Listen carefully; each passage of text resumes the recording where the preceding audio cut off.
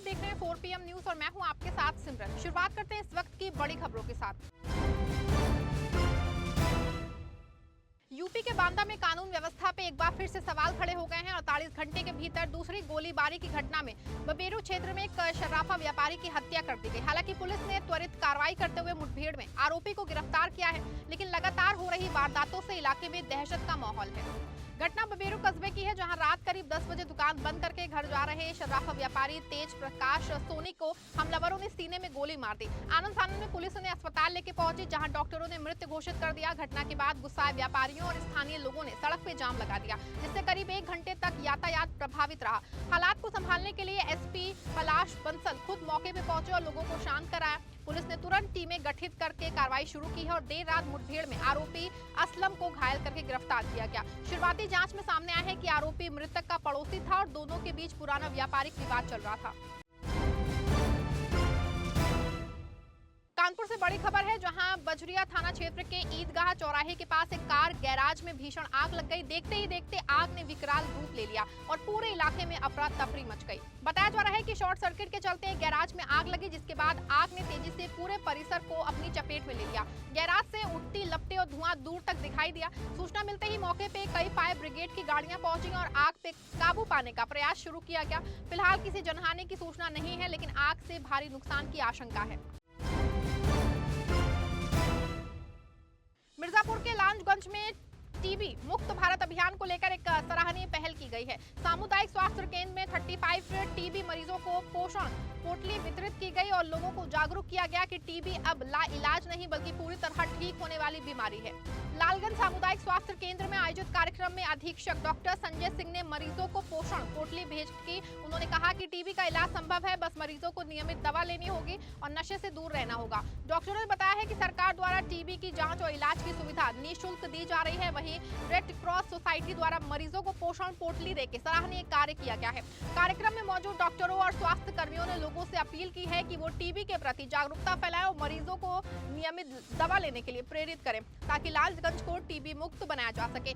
स्वास्थ्य विभाग और सामाजिक संस्थाओं और के सहयोग से चल रहा यह अभियान टीबी के खात्मे की दिशा में एक मजबूत कदम माना जा रहा है।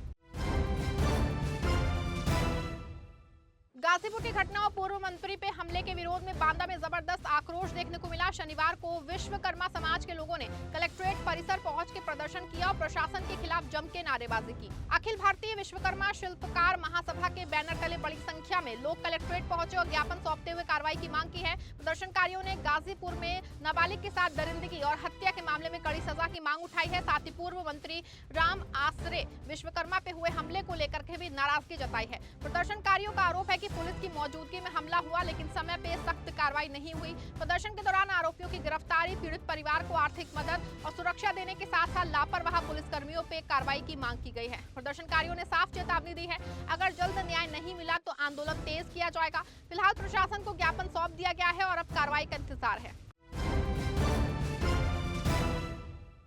बांदा में दहेज उत्पीड़न का मामला पुलिस की कार्यप्रणाली पे बड़े सवाल खड़े कर रहा है। पीड़िता ने महिला थाने की प्रभारी पे केस कमजोर करने और दस्तावेजों में हेरफेर के गंभीर आरोप लगाए हैं। पीड़िता आकांक्षा पांडे का आरोप है कि उनके मूल प्रार्थना पत्र को हटवा के नया आवेदन बनाया गया, जिससे केस कमजोर हो गया। साथ ही पुराने घटनाक्रम को ये कह के नजरअंदाज किया गया कि उस पर अब धाराएं लागू नहीं होती। इतना ही नहीं, पीड़िता का कहना है कि चार्जशीट को कई दिनों तक रोके रखा गया और बाद में उसमें से आरोपियों के नाम तक हटा दिए गए। वहीं पीड़िता ने यह भी आरोप लगाया है कि थाने में उनकी फोटो लेके बिना जानकारी के जन सुनवाई पोर्टल पे अपलोड कर दिया गया और रिपोर्ट में उसे संतुष्ट दिखा दिया गया, जबकि उससे कोई फीडबैक नहीं लिया गया। पीड़िता लगातार अधिकारियों के चक्कर काट रही है, लेकिन अब तक कोई ठोस कार्रवाई नहीं हुई है।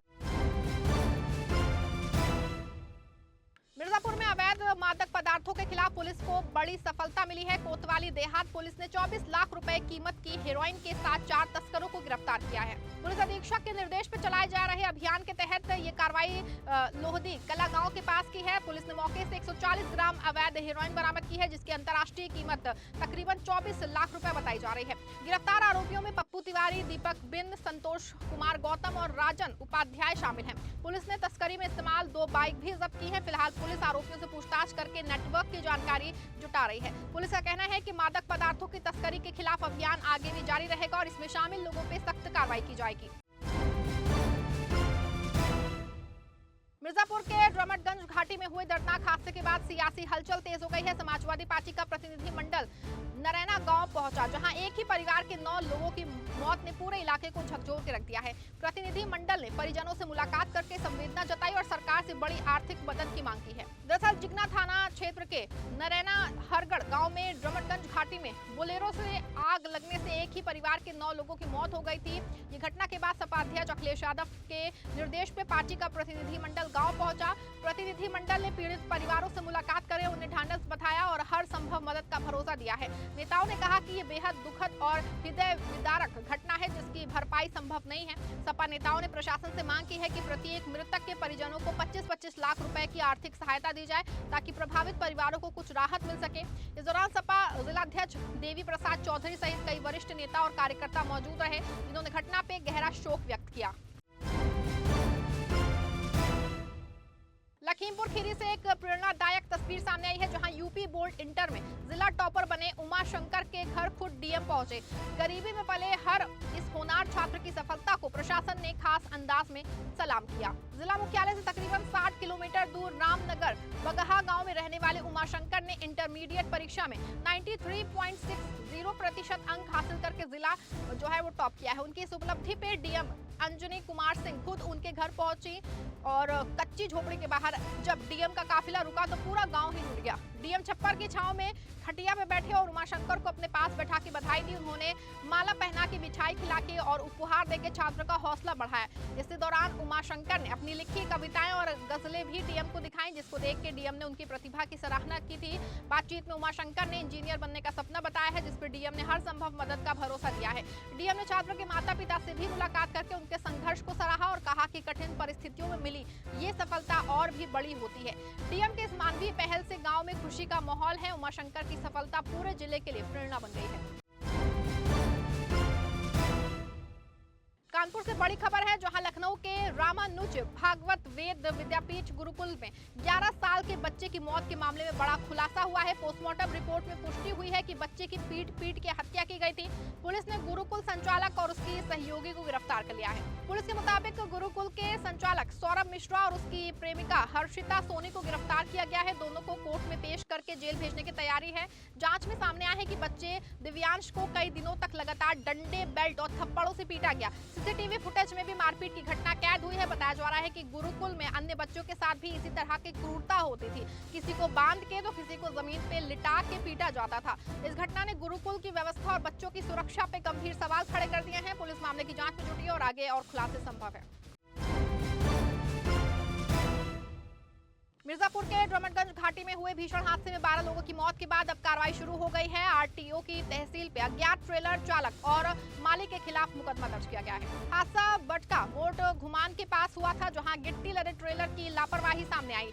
आरटीओ सत्येंद्र प्रताप सिंह ने तहरीर देते हुए आरोप लगाया है कि ट्रेलर बिना वैध परमिट के चल रहा था और चालक की लापरवाही से यह हादसा हुआ है। पुलिस ने अज्ञात चालक और ट्रेलर मालिक आशीष पांडे के खिलाफ बीएनएस की धारा 106 और मोटर वाहन अधिनियम की धारा 192 के तहत मुकदमा दर्ज करके जांच शुरू कर दी है। वहीं इस हादसे के बाद हाईवे की खामियों को लेकर भी सवाल उठ रहे हैं। स्थानीय लोगों और अधिवक्ताओं का कहना है कि ड्रमटगंज घाटी में खतरनाक ढलान और तीखे मोड़ लगातार हादसों की वजह बन रहे हैं। लगातार हो रहे हादसों के बावजूद अब तक हाईवे निर्माण में खामियों को दूर नहीं किया गया है।